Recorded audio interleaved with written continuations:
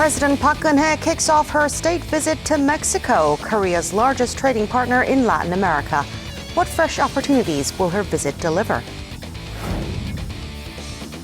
Listening to K-pop and learning Taekwondo.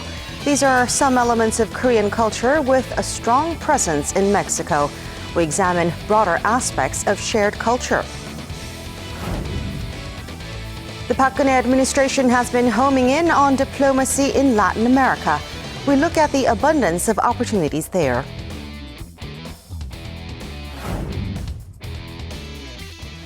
Welcome to News Inside. I'm An Chang-hyun. Let's meet our panelists. Professor Shin Sang-yeop is with us. Hello. And Professor Park Tae-woo joins us today. Welcome, Professor. Hello. Now, after the Nuclear Security Summit in Washington, President Park Geun-hye embarked on her first state visit to Mexico. She's traveling with the largest ever business delegation, which is why there are high hopes for some landmark achievements in bilateral economic ties. President Park Geun-hye has embarked on a 4-day trip to Mexico, her first official tour overseas this year. Korea and Mexico first established diplomatic ties in 1962 and saw relations mature over the decades. In 2013, along with Indonesia, Turkey, and Australia, Korea and Mexico formed a new partnership, BICTA, known as a Gathering of Middle Powers. The two countries' economies are of similar size and there has been active bilateral trade. Last year, Korea's trade surplus with Mexico stood at over $7.4 billion, making Mexico Seoul's largest trading partner from the Latin American bloc. With the Mexican government stepping up reforms at home, Korean companies are also seeking more opportunities to invest and enter the market. One of the main attractions being the fact that goods produced in Mexico can be exported to the US and Canada free of tariffs under the North American Free Trade Agreement, NAFTA.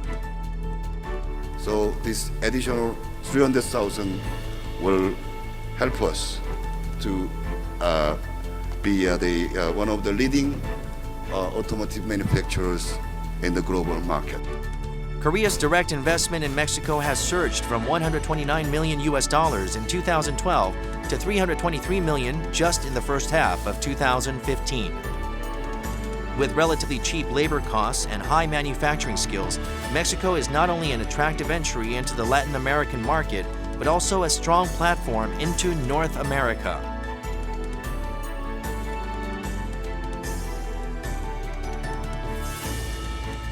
So the sheer size of the business delegation gives us an idea of how much importance is being placed on this visit, right? Well, Mexico is the 7th largest trading partner for Korea, and among Latin American countries, Mexico is the first largest trading partner for Korea. And I think I have to add up the reason why Mexico is emerging as such a very important partner for us is mainly directed to the slowdown of Chinese economy. While Chinese economy has been slowed down very rapidly over the last several years, so many countries are searching for the destinations replacing China. So considering the USA market size, which is a neighboring country of Mexico, and considering also the labor costs and the quality of labor over there, definitely Mexico is emerging as one of the very fascinating places to go. So President Park Geun-hye actually is paying her state visit to Mexico along with the largest business delegations. About 95 are the representative of small and medium-sized companies, and the 13 delegations of the coming from the big conglomerates, and they also even include the delegates of the 4 hospitals. So I think in terms of the size itself, this is the largest one. I think this one reflects the importance of Mexico as the trading partners for Korea. Now, in terms of diplomatic relations, what kind of history have the two countries shared? In the year 1905, I think about 1,000 Koreans emigrated to Mexico. Since then, I think our diplomatic ties has grown so much. And in the 2005 September, Mexico and Korea agreed to have strategic partnership. So diplomatically, very important dimension since that time on. Also, since a new government was inaugurated separately in the year 2012 in Korea and Mexico to have bilateral summit, And I think as of now, we have about 12,000, Korean Mexicans there, so living together and doing businesses and culturally more integrated and playing the role of, connecting the necessary businesses and also doing some daily activities there. Well, there is active cooperation between Korea and Mexico in the international fora as well. Back in 2013, 5 countries, namely Mexico, Indonesia, Korea, Turkey, and Australia, came together to form a consultative body known as MICTA. Can you tell us more about this middle power partnership? That's right. This kind of a diplomatic association organized of middle power countries. It is, I think, very important in this, power politics era, because in the international politics, power politics are dominant here and there. So some small and medium-sized companies are losing their national interest. So making middle power voices such a strategic, very important one. So if we look into the statistics of those, MICTA countries, population of all those countries, about 7% of the total world population, and the trade volume occupies 8.5% of all the GDP, all the trade volume, and in terms of all the GDP, it occupies 7.5%. So as of now, since the inauguration of this MICTA organization, 6 times 40 minutes of talks were held. Also, one time national speakers gatherings, something like that. So this MICTA has been doing active diplomacy, making announcements, sometimes making comment on major international issues, something like North Korean nuclear test, something like that. So it is playing a very important role nowadays. Yeah. Well, trade obviously features prominently in Korea's ties with Mexico. Just how important is the Mexican market to Korea? Well, as I explained already, the Mexico is the 7th largest trading partner for Korea as of the end of 2015.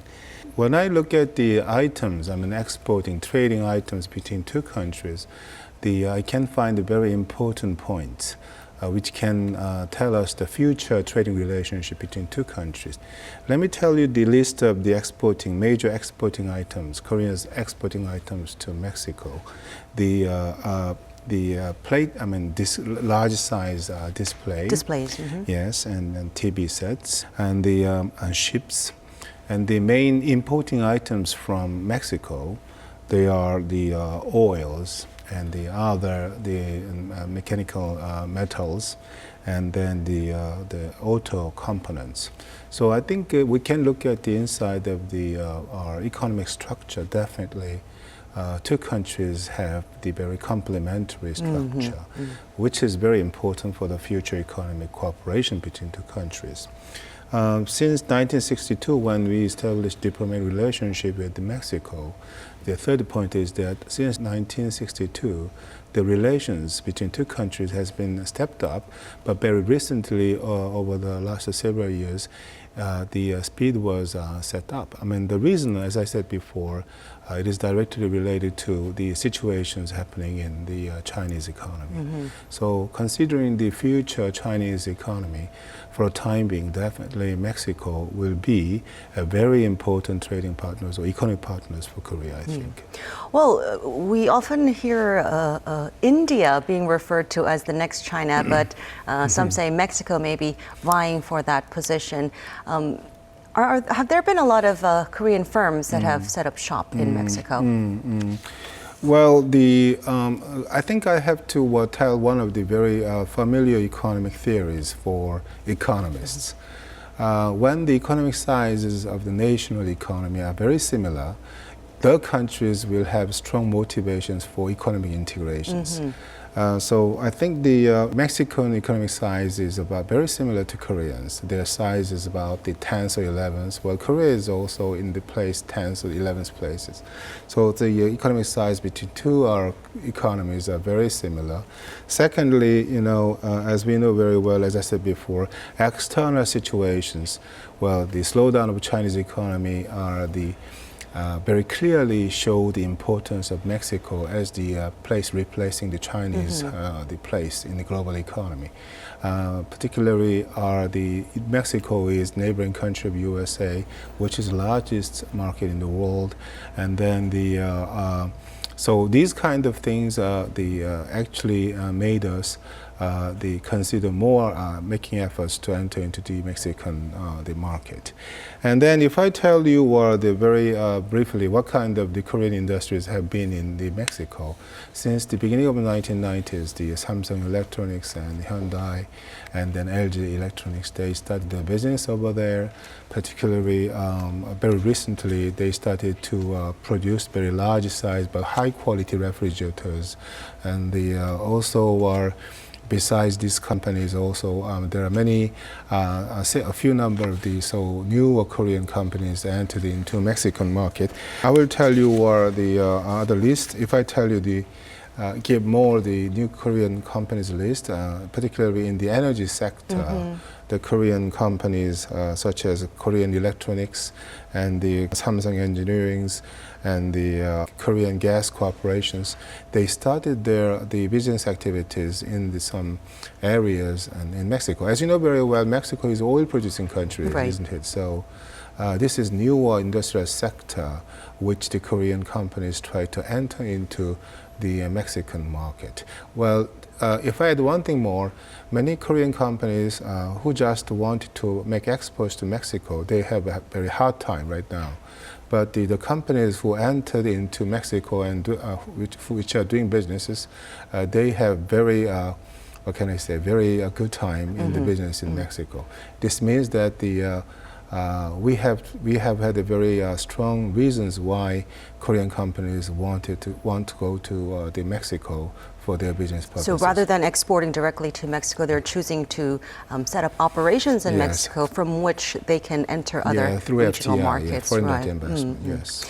Now, we know that strong UN sanctions against North Korea are now in place, and we've seen many governments follow up on these UN measures. Now, some speculate that Mexico, which has been holding the North Korean cargo ship Mudubong since July of 2014, may actually move to seize the vessel. Do you think President Park's visit will lead to some developments on this front? Definitely. I think the Mexican government will cooperate this time. Since, United Nations Security Council's resolution 20-70 was passed, I think international community sanctions against North Korea has been, I think, more strengthened. Also, as our government showed a strong willingness, to toughen our stance against those, nuclear development programs, since we closed Geunhye industrial complex, such a very toughest sanction ever we made.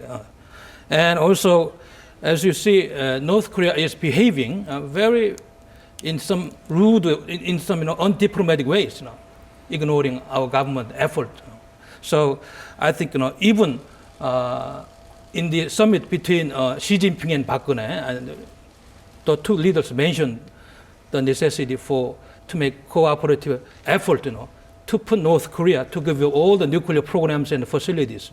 But on a separate items, China showed a little different nuances, something like that. We need some dialogues, while Japan and United States strongly pressured North Korea. But so I think this time, Mexican government cooperation, middle power, something like Mexico, Argentina, Brazil in Latin America, will be a momenting, very important gaining force, to persuade North Korea to come to a strong resolution, solving attitude in the future. So I think this time, Mexican government cooperation, listening to our government voices, will be a very important task, to solve North Korea's nuclear issues. Well, President Park is expected to ask for further cooperation from Mexico in pressuring Pyongyang, right? Now, President Park will be holding summit talks with her Mexican counterpart, Enrique Pena Nieto. He took office back in 2012, and I understand that he has quite a bit of interest in Korea. He loves Korean cultures, and he's very young, actually. He was born in 1966, and he served as the governor of a Mexican state for several years. But as you see, the Mexican government presidential system is limited only 6 years, one term. So he's doing all the reform effort. He is benchmarking South Korea's economic restructuring and also multilateral commercial strategies our government has followed.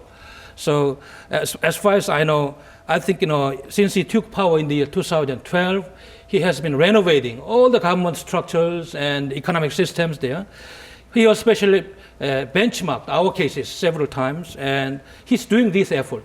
Even last year, he again pushed ahead with reform measures.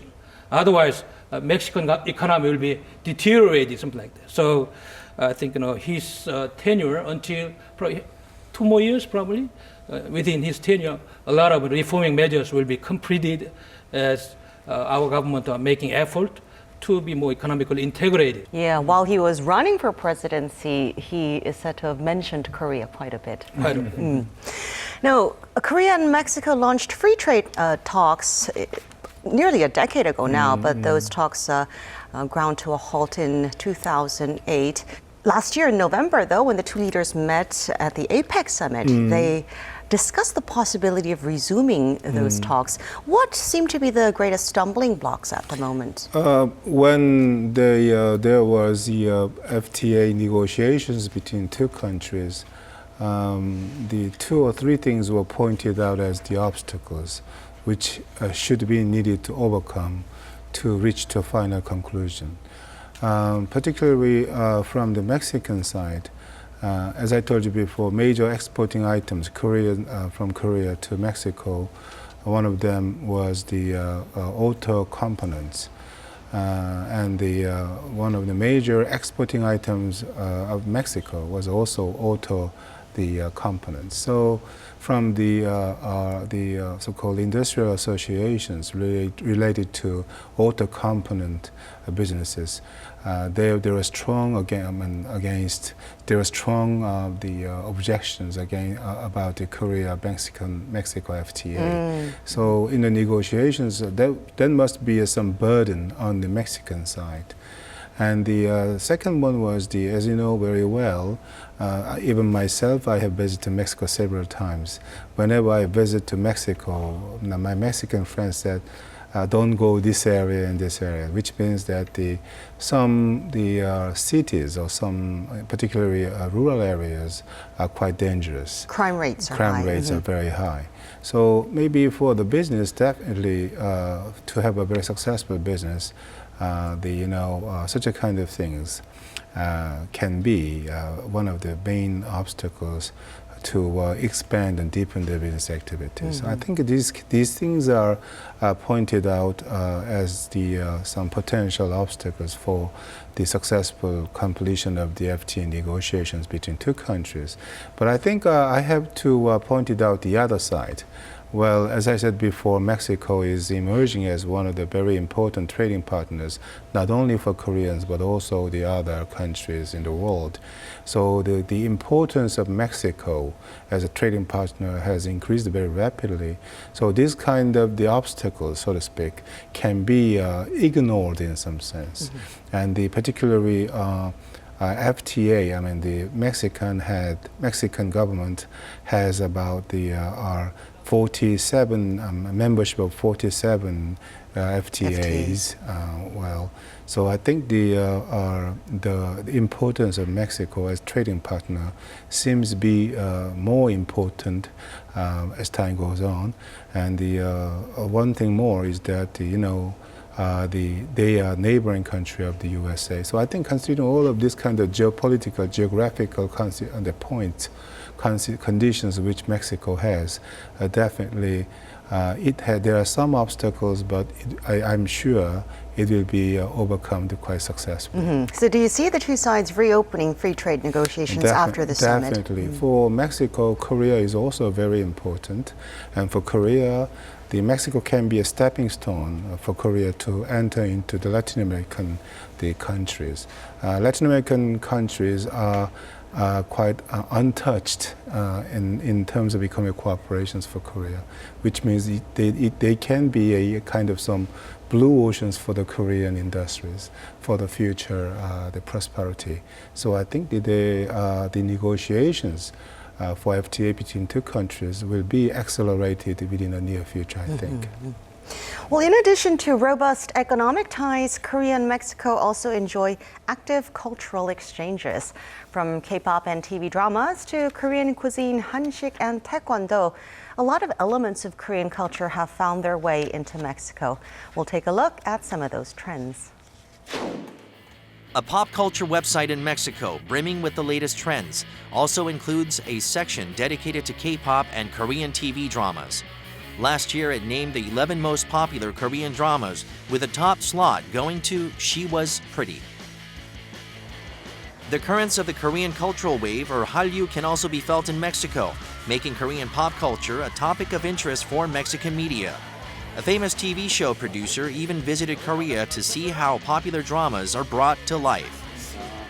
Another popular way into Korean culture has been through the sport taekwondo.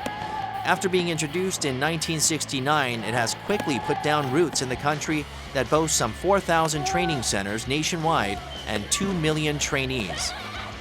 With more people gaining interest in Korean culture, the Korean Cultural Center in Mexico also finds itself a lot busier, screening movies, offering cooking classes and language courses as well to ensure the Hallyu momentum doesn't lose steam. I had no idea Korean culture was that popular in Mexico. But then again, it is a young and vibrant country with some 24 million students in elementary and secondary Right. schools. Amazing. So maybe that's why there's a huge following of K-pop and K-dramas. Right. Mexico and Korea shares a lot of cultural common point. Both of us to share family-oriented cultures, I think. Because they are based on Catholic cultures, but they do love family activities very much. Since their ancient time tribe cultural heritage. Also, Mexicans love to work. South Koreans love to work during industrialization era in the 1970s, 1980s. Also, look at the history of Aztec people there. They have experienced a lot of agonies and a lot of outer attacks by outer forces like South Korea has gone through. So we are sharing this kind of thing. Also, they like to sing and dancing and drinking tequila. I don't know how tequila is strong. But really, this is a nation of humor and knowing how to enjoy themselves. Also, since a Korean wave has been popular around in the South Asian countries, even to those Latin American countries, in the 2002 October, in Korean EV mode, everything on EV, something like that was on air in the Mexican country. Everybody loved that dramas. Since that time on, K-pop, contest, and they do have 140,000, Korean Wave fan club members actively, enjoying Korean cultures. Also, they do have some strong purchasing powers, to buy some Korean cultural items. So I think this could be very important in developing cultural content industries in Mexico in the future. What do you think attracts Mexicans to Korean culture? Well, I think we share many things, as Professor Park pointed out, but particularly I want to pinpoint a kind of some common sentiments as the people living under this colonial Past. So Korea was the colony of Japan for quite a long time, and Mexico was colony of Spain for about 400 years. I think so. Maybe then definitely there must be some common ground between two countries. And then this was pointed out one of the Mexican pastor, Catholic pastor living in Korea for a long time. And second one is, in fact, the long history of the Korean, immigrants into Mexico. I think the history of immigrant history, Koreans' immigrant history to Mexico started in 1903. And then very successfully, Koreans have been localized. They actually become a part of the Mexico. When I look at the gender composition of the first Korean group emigrated into Mexico, about 85% were the male, and then only 15 or 20% were the female. So to find the spouse for the Korean male at the time was very difficult, so which means subsequently they should get their spouse among the local people. So I think that can be one of the reasons, whether they want it or not. They could be a part of the Mexican society rapidly. And how about how long it is? About since 1903, it's more than 100 years history. And so right now, the 6 generations of Korean first immigrants are living in Mexico. Well, there's said to be about 40,000 descendants of Korean immigrants there. So definitely through those kind of some so-called the changes which they passed through, I think they became a real part of Mexico. So which means that maybe directly or indirectly, even though we do not very well each other, but they could give the Korean culture to the Mexican society, and from them maybe we could learn something about the Mexican culture, maybe indirectly or directly. Those kind of history could us to have some common ground culturally, I think. Apparently they're now proud of their Korean heritage with Korea's economic development and the popularity of Korean culture. I had a chance to visit to one of the big cities in Mexico, and then whenever I visit there, I had a chance to meet some Korean Korean community over there. I was very surprised to find it out that there are many the Koreans, but actually they are Korean Mexican, but they have very, very long family history.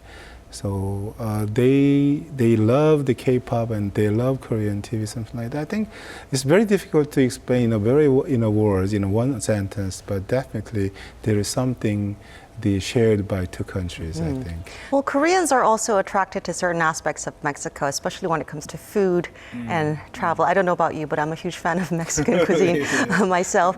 But how do we get more Mexicans to visit Korea? Apparently, last year, Koreans spent the most money on hotels in the city of Cancun in Mexico.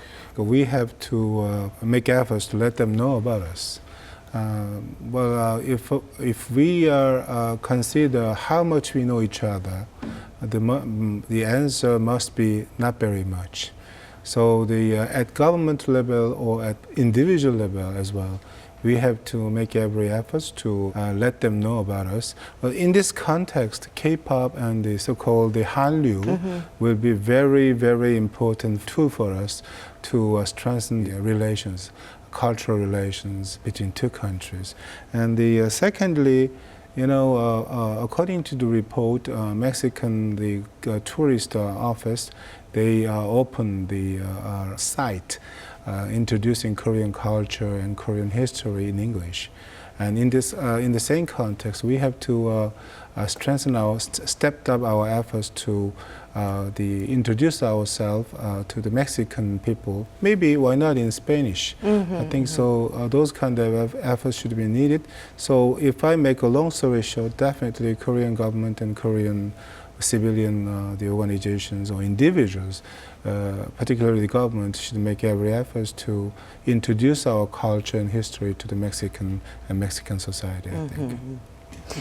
Well, last year, President Park Geun-hye visited Colombia, Peru, Chile, and Brazil on her tour to South America. This year, she's in Mexico. So we're seeing quite a bit of the so-called sales diplomacy in Latin America. Let's discuss why there's so much attention on this region and what achievements have been made so far. So Latin America is far, let's admit that, geographically. But there has been more effort lately to keep things close with the countries there. I guess this has to do with the potential that those markets hold for us, right? That's right. 3 largest Latin American countries, including Mexico, Argentina, Brazil. Unfortunately, in case of Brazil and Argentina, economic situation has been worsened and worsened. But Mexico is getting better and better. In the 2013 Financial Times called Mexico as the tiger in Aztec civilization, like they called the tiger in East Asia. Also, in case of Mexico, they do have established about 15 FTAs with 45 different countries, including all the biggest countries there. Also, member of TPP, largest ever Pacific Rim trading bloc. Also, as Professor Shin mentioned, in case of Mexico, the best one. Why? Because labor cost is about 11% cheaper than that of China. It means that Mexico has a lot of incentives to throw in a lot of international capitals. Also, this could be very important, including Brazil and Argentina, manufacturing base to export manufactured items into the United States, Canada, largest market in the world, something like that. So, also one of the important industrial policy pushed by the current government is called maquiladora. It means that to serve as the hub of manufacturing industries, they can import materials and to manufacture at the border areas without tax, so tax-free manufacturing system. So it means that they do develop a lot of incentives in inducing a lot of foreign entrepreneurs and foreign capitals to do business there, to invest in there. So I think Latin America overall, including Mexico, has a very good business environment in the future. Well, Latin America as a whole is a huge market for us as well, right? Now, Korea already has FTAs in place with Chile, Peru, and Colombia. We mentioned there might be an FTA with Mexico soon. Have we benefited from these FTAs so far? And if we actually begin negotiations on a free trade with Mexico, how will that help us? Certainly, I can say that the benefits which we have got from the FTAs with these a few number of the Latin American countries will be smaller than the future benefits which we will be able to get from the FTAs with Latin American countries as well, as a whole. What I mean is if I give you the data, the total the GDP of Latin American countries is the $6 trillion as of the end of 2015. And it has about 600 million populations. The population size is very important for the future economic, the cooperations. In fact, so considering the economic size of the Latin American countries itself, plus potentiality as the market. The Latin American countries are emerging as very important trading partners. So particularly from Latin American countries, we got $17.6 billion trade surplus, which is about the 37% of the total trade surplus which we got from the trade with the all countries around the world. So the Latin American country has provided the largest benefits to us in the trade last year. So the Latin American countries are very important for us. And still we don't have the FTA with Mexico, but definitely, as we discussed so far, it's the matter of time. The Korea needs the Mexico, and Mexico needs Korea as a trading partner. So there must be very strong motivations or reasons why we have to successfully finish this discussion, FTA negotiations. And particularly the USA, which is the largest the economies in the world, considering the places where producing the products, labor costs are quite similar in between in China and Mexico. But look at the distances. When we produce something and we export those products to USA, it needs the extra transportation costs. Right. But when we produce some products in Mexico, Mexico is very close to USA, so we could save lots of money. As well as South America. Yes, definitely. So we can save in transportation costs, which means that when we produce products in Mexico, their products, we will have price comparative advantages in the American market. So why not? Definitely, there must be good reasons why Koreans start the business activities not only in Mexico but also the other Latin American countries. So since last year, we've seen a heavy focus on diplomacy in Latin America. Do you think President Park's tour of the region has had the desired effect? Definitely we will have. The average economic growth rate between the year 2001 till 2011 is 3.4%, higher than the average world economic growth rate. It means that it is a dynamic economic society in the future. Also, in the past, usually major trade items were concentrating on automobiles and mineral resources. But from now on, we are moving into a new items, ICT, electronic commerce, and renewable energies, and service industries, and knowledge-based, economic items. It means that we could have a lot of potential to be developed, mutually cooperating each other. So I think this time President Park's diplomacy there will consolidate our commercial strategies to be facilitated in the future. So for Korean companies to break new markets, to break into new markets in Latin America and reap the benefits, they're going to need support from the government. What needs to be done in this regard? The G2G level, government-to-government level cooperation in supporting the needed informations for the business activities, particularly for Korean the companies. Well, whenever we met the Korean businessmen doing business in Latin American countries, they complained the lack of information about local industries and the other needed business-related information. So I think to strengthen those kind of functions, to provide more accurate and more vast the informations to the Korean industries who want to do business in Mexico, the government-to-government level cooperation should be needed. And then secondly, definitely Korean government should make every effort to make FTAs with the Latin American countries. Well, in case of Mexico, well, Korea is considering the participate in TPP. Well, by getting a membership of TPP, subsequently we can get very similar effects from as much as the FTAs in the trade with Mexico. But definitely Korean government should accelerate its efforts to sign on FTAs with more the Latin American countries.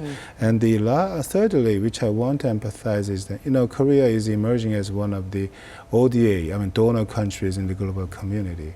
Well, we should not use the ODA as the political purposes or special considerations, but I think why not?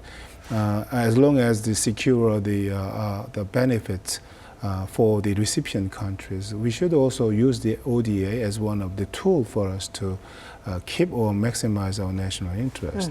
In this context, I think we should use ODA very strategically to strengthen the business ties with the Latin American countries. That you expand the Overseas Direct Assistance Program to Latin American countries, for example. Okay. Now, Korea seems poised to expand its reach beyond the Asia-Pacific now. What kind of diplomatic significance do you think this trip has? First of all, I think to deal with North Korean nuclear issues, because Mexican government surely will support our government stance, because ever toughest United Nations sanctions came out, Mexican government is following the international guidelines. Also, I think Korean wave cultural industry potential will be developed after this visit with more practical measures.